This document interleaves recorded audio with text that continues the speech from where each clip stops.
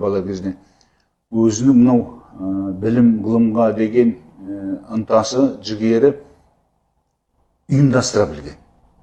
Бұнда өзінің бала кезінен өзінің білімі үшін, өзінің болашағы үшін, үйрену үшін, өзінің білім ғылымға деген жұмысын, ынтасын ұйымдастыра білген.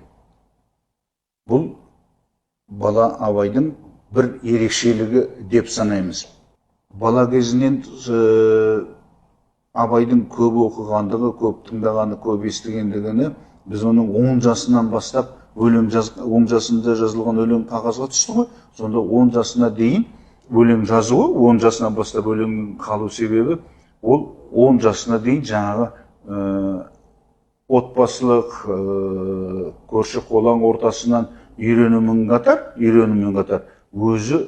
өзіне өзі жауап беріп, өзінің біліміне жауапкерлікпен қарап, өзін өзі үйреткен, өзін өзіге тәрбиеші бола білген. Көрдіңіз бе? Бала болса да.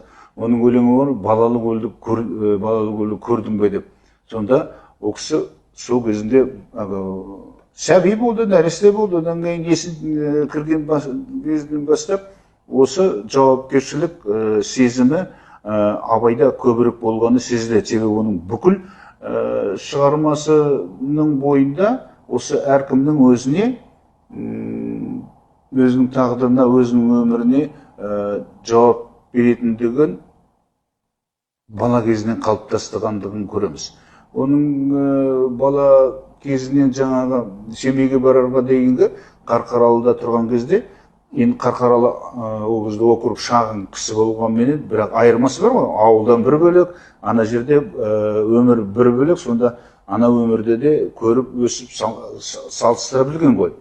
Бұдан біздің айтарымыз, яғни бала абайдың ауылдандағы тәрбиесі, содан кейін Қарқаралыдағы тәрбиесімен екі кезең.